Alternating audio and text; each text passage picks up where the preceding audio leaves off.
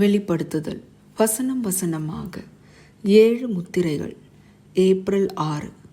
சூரியன் உதிக்கும் திசையிலிருந்து வந்த தூதன். ஜீவனுள்ள தேவனுடைய முத்திரை கோளுடைய வேறொரு தூதன் சூரியன் உதிக்கும் திசையிலிருந்து ஏறி வர கண்டேன். அவன் பூமியையும் சமுத்திரத்தையும் சேதப்படுத்துகிறதற்கு அதிகாரம் பெற்ற அந்த 4 தூதரையும் நோக்கி, வெளிப்படுத்துதல் 7 வசனம் 2. யோவான் ஸ்நானன் மேசியாவின் முதலாம் வருகையை முன் அறிவிக்கிற பணியை செய்தார். மனம் திரும்புங்கள், பரலோக ராஜ்யம் சமீபித்திருக்கிறது என்று அறிவித்தார். மத்தேயு 3 வசனம் 2. எருசலேம் நியாயம் தீர்க்கப்பட்டு சீக்கிரத்தில் அழியவிருந்த காலம் நெருங்கி இருந்தது. ஆனால் அதற்கு முன் எச்சரிப்பு கொடுக்கப்படாமல் இல்லை. கிறிஸ்துவிலான புதிய உடன்படிக்கையில் பங்கு கொள்ள யூத தேசம் அழைக்கப்பட்டது. எருசலேமின் தலைவர்கள் தாங்கள் மேசியாவின் பக்கமா இல்லையா என்பதை தீர்மானித்த பிறகே அந்த நகரத்தின் முடிவு உறுதி செய்யப்பட்டது. இந்த வரலாறு 2ஆம் வருகைக்கு எடுத்துக்காட்டாக நமக்கு பார்க்கிறோம்.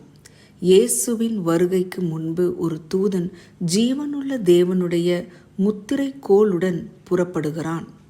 மின்னல் கிழக்கிலிருந்து தோன்றி மேற்கு வரைக்கும் பிரகாசிக்கிறது போல மனுஷகுமாரனுடைய வருகை இருக்கும் என சொல்லப்படுவதால் இந்த தூதனும் வழியை ஆயத்தம் பண்ணும்படி கிழக்கிலிருந்து புறப்படுகிறான். அப்படியானால் இந்த தூதனின் செய்தியும் யோவானின் செய்தியைப் போல மனம் திரும்புங்கள் என்பதாகவே இருக்க வேண்டும். ஆகிலும் தேவனுடைய உறுதியான அஸ்திபாரம் நிலைத்திருக்கிறது. கர்த்தர் தம்முடையவர்களை அறிவார் என்பதும், கிறிஸ்துவின் நாமத்தை சொல்லுகிற எவனும் அநியாயத்தை விட்டு விலக கடவன் என்பதும் அதற்கு முத்திரையாய் இருக்கிறது. 2 தீமோத்தேயு 2 வசனம் 19. நாம் தேவனுடைய பிள்ளைகளாகி பரிசுத்த ஆவியானவர் நமக்குள்ளாக வாசம் செய்வதால் முத்திரிக்கப்படுகிறோம். ரோமர் 8 வசனம் 9, எபேசியர் 1 வசனம் 13. தம்முடைய வாக்கு தத்தத்தில் நம்பிக்கை வைத்து இந்த ஈவை பெற்றுக்கொள்ளலாம் என்று இயேசு நம்மை ஊக்குவிக்கிறார். அதன்படி பொல்லாதவர்களாகிய நீங்கள் உங்கள் பிள்ளைகளுக்கு நல்ல ஈவுகளை கொடுக்க அறிந்திருக்கும் போது பரமபிதாவானவர் தம்மிடத்தில் வேண்டிக் கொள்ளுகிறவர்களுக்கு பரிசுத்த ஆவியை கொடுப்பது அதிக நிச்சயம் அல்லவா என்று சொல்லுகிறார். லூக்கா 11 வசனம் 13. நாம் பரிசுத்த ஆவியானவரை பெற்றிருக்கிறோம் என்பதற்கு தேவனுடைய கற்பனைகளை கைக்கொள்வதே சாட்சியாக இருக்கிறது.